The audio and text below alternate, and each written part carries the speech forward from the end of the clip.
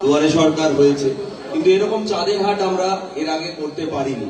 কিন্তু গভর্নমেন্টের যে আমাদের এই যে নিয়মটা রয়েছে যে আমাদের সমস্ত বুথে বুথে পৌঁছাতে হবে এবং মানুষের কথা আমাদের পাড়া আমাদের সমাধান, মানে আপনাদের মধ্যে থেকেই উঠে আসা সমস্যা, তার সমাধান আমরা আধিকারিকরা জনপ্রতিনিধিরা মিলে শুনব এবং তার সমস্যার যথারীতি সমাধান করার চেষ্টা করব। কারণ এই সমাধান 90 দিনের মধ্যে হবে। যখন আমরা অ্যাপ্রুভাল পাবো, অ্যাপ্রুভাল থেকে কাজ শেষ হওয়া 90 দিনের মধ্যে আমরা শেষ করব। এটা আমাদের অঙ্গীকার, আমরা সরকারের অঙ্গীকার, এই সরকারের অঙ্গীকারবদ্ধ আমরা, এবং সবাই মিলে আমরা এই কাজটা প্রচেষ্টাটা করব। কোনো বাধা বিঘ্ন কোনো কিছুই আমাদের কাছে এটা মানে হবে না যে আমরা এটাকে পেরিয়ে উঠতে পারবো না। এবং এই 2-4 দিন আমি প্রচন্ড অসুস্থ ছিলাম, কিন্তু আপনাদের ভালোবাসা আপনাদের আশীর্বাদ আমাকে খুব সুস্থ করে নিয়ে আসতে পেরেছে। আজকের দিন আমি সরবেরিয়াতে আসতে পেরেছি। আমি সবাইকেই কথা দিয়েছিলাম যে সরবেরিয়ার যেদিন প্রথম হবে আমি ডেফিনেটলি সেদিনকে যাব। বিগত 4-5 দিনের যে অসুস্থতা রয়েছে সেই অসুস্থতা কাটিয়ে উঠতে পেরেছি, এটা আপনাদেরই ভালোবাসার জন্য। এবং আমি চাই যে আমাদের পাড়া আমাদের সমাধান যে 4টে বুথ নিয়ে হচ্ছে, সেই 4টে বুথ নিয়ে খুব ভালো করে হোক এবং আপনারা আপনাদের সমস্যাগুলো বলুন এবং সমস্যাটা যেন সামগ্রিক হয়। আমরা বিভিন্ন জায়গায় প্রথম যখন ক্যাম্প করতে গেছিলাম, সমস্যাগুলো যেগুলো উঠে আসছিল সেগুলো নিজেদের সমস্যা। আমি বাড়ি পাইনি, আমার বাড়িতে ইলেকট্রিসিটি আসছে না, এই ধরনের সমস্যা না হয় আপনাদের যে সামগ্রিক কমিউনিটি ওয়াইজ সমস্যা রয়েছে সেই সমস্যাটার কথা আপনারা তুলে ধরুন। আমরা লাইন ডিপার্টমেন্ট থেকে শুরু করে সরকারের সমস্ত ডিপার্টমেন্ট সেই সমস্যার সমাধান করার চেষ্টা করবে। এই বলে আমার সংক্ষিপ্ত বক্তব্য শেষ করছি এবং আমি বলছি আমাদের এমএলএ সাহেব যদি 2-1টা কথা বলেন তাহলে খুব ভালো হয়।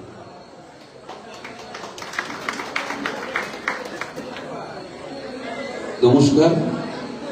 মঞ্চে আছেন সন্দেশখালী 1 ব্লক সমষ্টি উন্নয়ন আধিকারিক, আছেন পঞ্চায়েত সমিতির সহসভাপতি, আছেন আমাদের বিশিষ্ট সমাজসেবী মিজানুর রহমান মোল্লা সহ এই অঞ্চলের প্রধান সাহেব, আমার ভাই শফিকুল করিম থেকে আরম্ভ করে পঞ্চায়েত সদস্যা, পঞ্চায়েত সমিতির সদস্যা আছেন, এই অঞ্চলের বিশিষ্ট নাগরিকবৃন্দ যারা আজকে এখানে এসেছেন। আপনারা হয়তো জানেন না যে এর আগে দুয়ারে সরকার ক্যাম্প হয়েছে, তো সেই ক্যাম্পটা যেভাবে হয় আপনারা সবাই ভোটার কার্ড আধার কার্ড নিয়ে চলে এসেছেন। অর্থাৎ কার কি ব্যক্তিগত চিন্তা ভাবনা চাহিদা আছে সেগুলো এই ক্যাম্পে জানাবেন। কিন্তু তারপরেও বলি, মমতা বন্দ্যোপাধ্যায় এখানে একটি প্রকল্প ঘোষণা করেছে, আপনারা ভালো করে শুনুন, যে আমাদের পাড়া আমাদের সমাধান। অর্থাৎ কি, আপনার পাড়ায় কি সমস্যা আছে, আপনার পাড়ায় কোনো আইসিডিএস সেন্টারে জল পড়ে খারাপ হয়ে আছে, আপনার পাড়ায় টিউবওয়েলটা খারাপ হয়ে আছে, আপনার পাড়ায় অন্ধকার লাইট লাগবে, আপনার পাড়ায় একটা স্কুলের বিল্ডিং খারাপ হয়ে আছে, এরকম নানা সমস্যা আপনারা এখানে তুলে ধরবেন।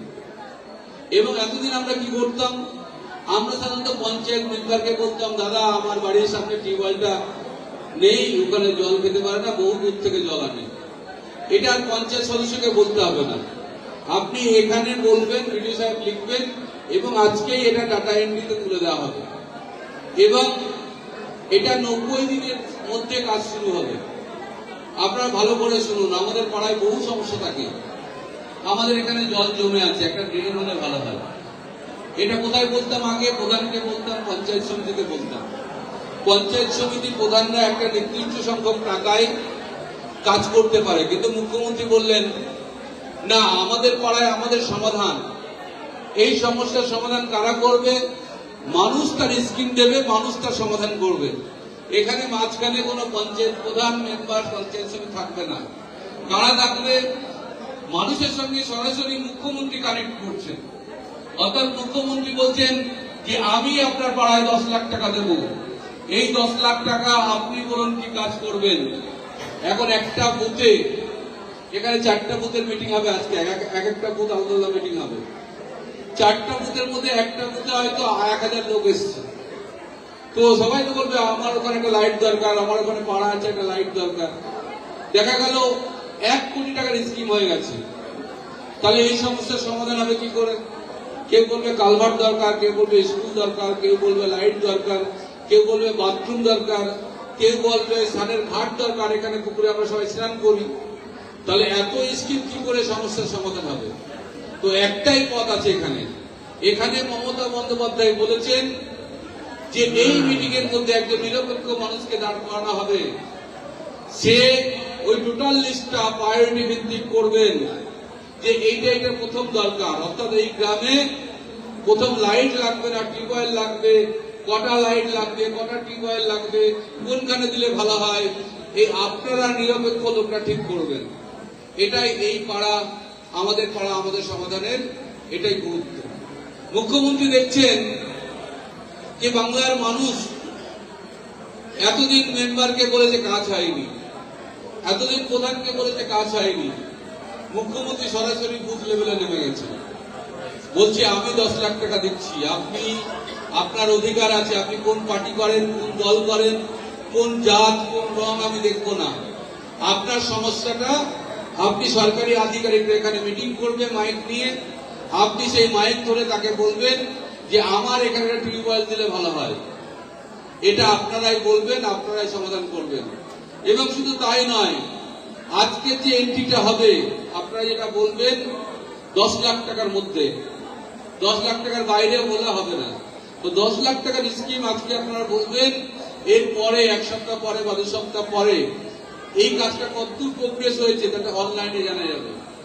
অর্থাৎ কাজ শুরুর আগে পর্যন্ত প্রশাসনিক অ্যাপ্রুভাল, এস্টিমেট, গেটিং যা কিছু করতে হয় তার ইন্ডিকেশন ওই অনলাইনে থাকবে।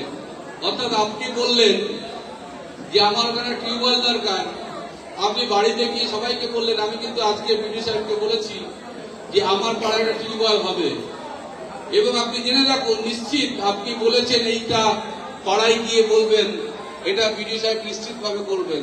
কিন্তু তবুও বলছি এখানে আর কেউ মধ্যস্থতা করবে না, কোন পঞ্চায়েত প্রধান, পঞ্চায়েত সদস্য মধ্যস্থতা করবে না।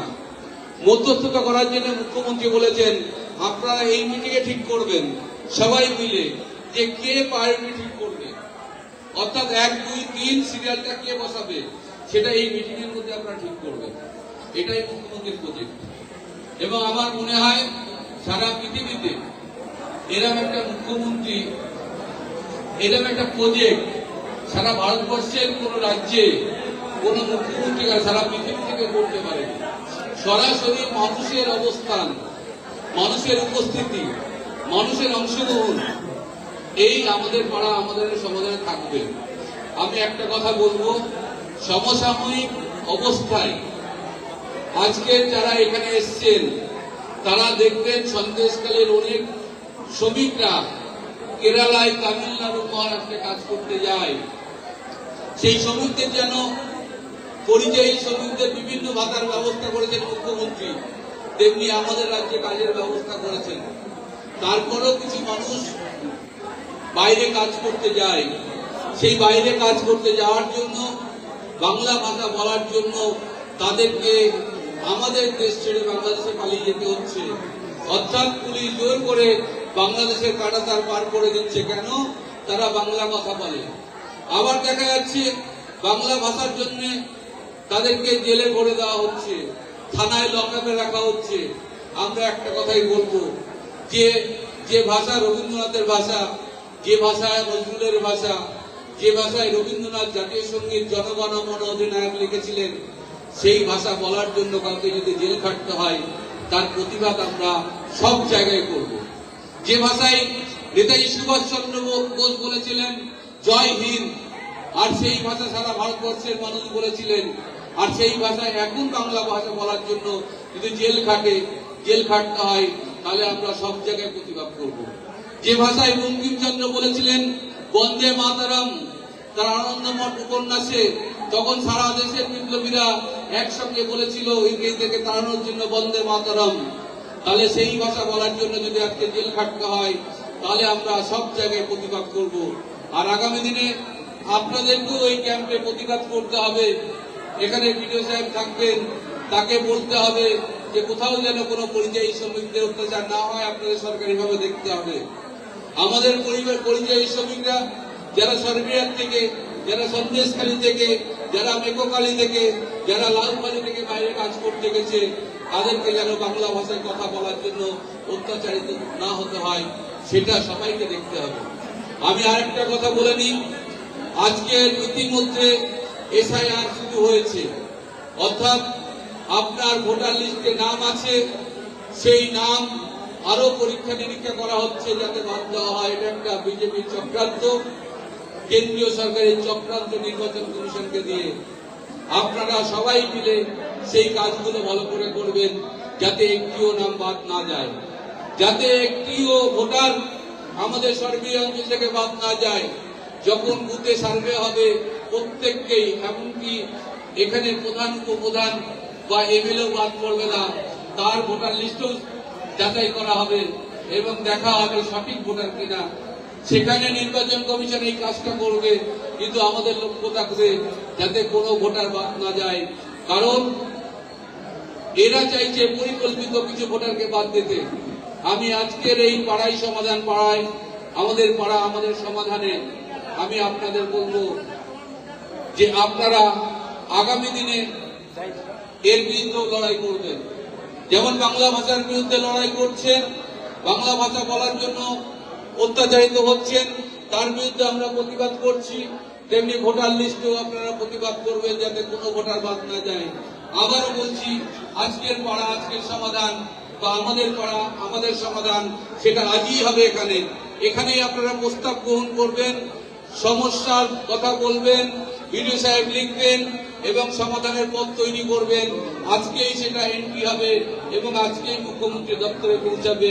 তাই আমি বলবো এরপরে এক একটা বুথে ভাগ হয়ে সেই আলোচনাটা হবে। দেখুন এখানে চারটে বুথ আলাদা আলাদা বসে আপনারা বিডিও সাহেবকে আপনাদের সমস্যার কথা বলবেন এবং সমাধানের কথা বলবেন। অর্থাৎ সমস্যা 100 হলে সমাধান 10টা হবে, সেই 10টাও আপনারা ঠিক করবেন যে কোন কোন কাজ দরকার। এটা আপনাদের কাছে খুব করে বলার দরকার ছিল। সবাইকে, এই অঞ্চলের সমস্ত মানুষ আছেন, এই 4টে বুথের মানুষ আছেন, সবাইকে অনেক অনেক ধন্যবাদ জানাবো। আগামী দিনে আপনাদের কাজটা হবে, মুখ্যমন্ত্রী কথা দিয়েছেন, এটা 90 দিনের মধ্যে কাজ শুরু হবে। ধন্যবাদ, সবাই ভালো থাকবেন।